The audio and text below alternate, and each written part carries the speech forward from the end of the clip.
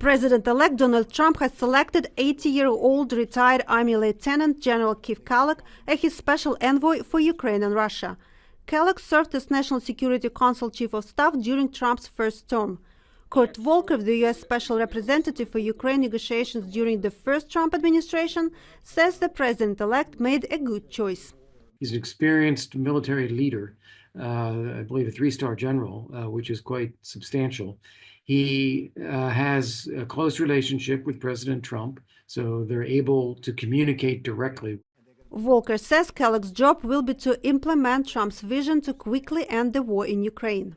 It is to convey the messages from President Trump, convey the reality on the ground and the messages back from any parties. As co-chair of the Center for American Security at the America First Policy Institute, Kellogg co-authored a plan to end the war in Ukraine. He recommended that the U.S. begin a formal policy to seek a ceasefire and negotiated settlement. Under that plan, if Kyiv agreed to enter talks with Russia, the U.S. would continue to arm Ukraine. To persuade Russia to participate in the negotiations, Kellogg suggested delaying Ukraine's membership in NATO in exchange for security guarantees. He spoke to VOA about his plan in July. That does not mean that Ukraine surrenders. That does not mean they give up the territory. Kellogg criticized the Biden administration for not doing enough to support Ukraine militarily. Evelyn Farkas, the Deputy Assistant Secretary of Defense for Russia, Ukraine and Eurasia during the Obama administration, agrees.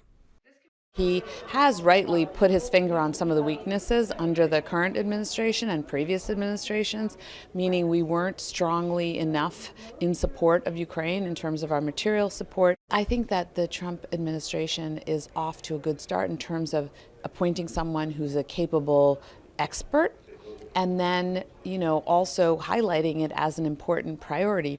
John Herbst, the U.S. ambassador to Ukraine from 2003 to 2006, says Kellogg understands that Putin's aggression in Ukraine is a threat to American interests in Europe and worldwide.